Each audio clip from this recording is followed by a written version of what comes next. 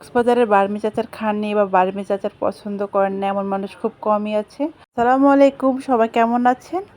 আজকে আমি করব টক মিষ্টি স্বাদের বার্মিজ আচার মাত্র 3টি উপকরণ দিয়ে। তো এখানে আমি বার্মিজ আচার বানানোর জন্য 3টা কচকচে কাঁচা আম নিয়েছি এবং আমটা আমি কাটার আগে ভালোভাবে ধুয়ে পরিষ্কার করে নিয়েছি। আমগুলো ছিলে লম্বা লম্বাভাবে কেটে নিব। এমনভাবে কাটবো যেন আমগুলো বেশি পাতলাও না হয় আবার মোটাও না হয়। তবে বেশি পাতলা করে কাটলে কি হবে, আচারটা গলে যাবে, আমটা গলে যাবে, আচারটা দেখতে ভালো লাগবে না। তো এখানে আমি 3টা আমের জন্য আমার পরিমাণ মতো আমি 1 কাপ চিনি নিয়েছি। এখানে আমি লাল চিনিটা ব্যবহার করতেছি। এখানে মিষ্টিটা যে পরিমাণ প্রয়োজন সেই হিসাব করে আসলে চিনিটা দিতে হবে। তো আমটা আমি চিনি মাখিয়ে 1 ঘন্টার জন্য রেস্টে রেখে দিয়েছি। 5টা শুকনো মরিচ আর 1 টেবিল চামচ পাঁচফোড়ন ভেজে নিচ্ছি। এটা গুঁড়ো করে আচারে ব্যবহার করা হবে। তো পাঁচফোড়নটা একটু টাইম নিয়ে অল্প আছে ভাজতেছি। পাঁচফোড়নটা বেশি পুড়ে গেলে আবার খেতে ভালো লাগবে না, আচারটা তিতা লাগবে, যেন না পুড়ে যায় এভাবে ভাজতেছি। 1-1.5 ঘন্টা পরে আমগুলো থেকে পানি ছেড়ে দিয়েছে এবং চিনিগুলো গলে গিয়েছে। এখন এই পানি আর চিনি পানি আর আম সহ এগুলো আমরা চুলাতে বসিয়ে দিব এবং এটা চিনির পানিটা সহ আচারটা রান্না হবে। তো কড়াইতে চিনির পানি আর আমগুলো দিয়ে দিচ্ছি।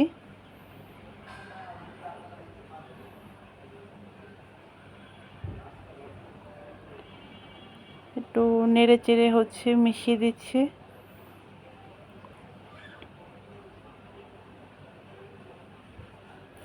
এই পর্যায়ে চুলা আঁচটা একটু বাড়িয়ে দেব এবং আমগুলো বলক আসা পর্যন্ত অপেক্ষা করব।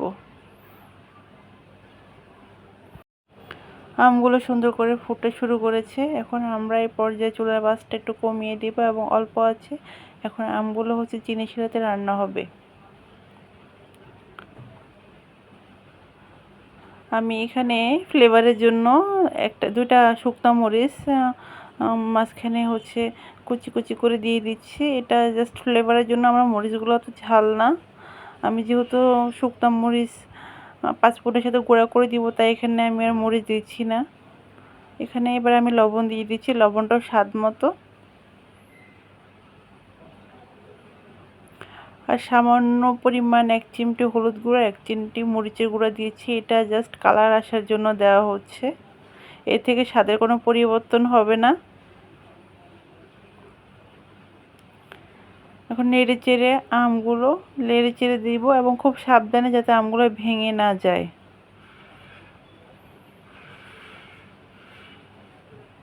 আমের ভিতরে চিনির শিরাগুলো ঢুকে গিয়েছে, এখন দেখে বোঝা যাচ্ছে। আমরা এটা আরেকটু রান্না করে নেব।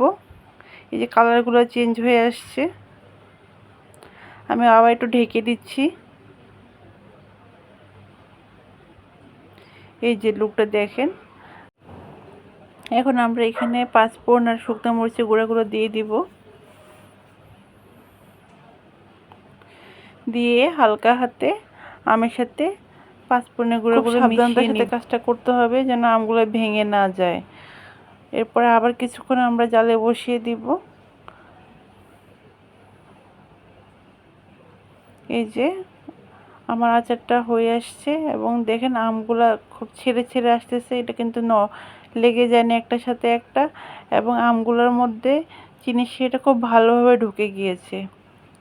এই যে আমার ফাইনাল কালার চলে এসেছে, আমার আচারগুলো হয়ে গেছে। এখন আমি সার্ভ করব। আপনারা কাঁচা আম থাকা অবস্থায় একবার হলো করে দেখবেন, কোনো তেল লাগবে না। অসম্ভব মজার আচারটা।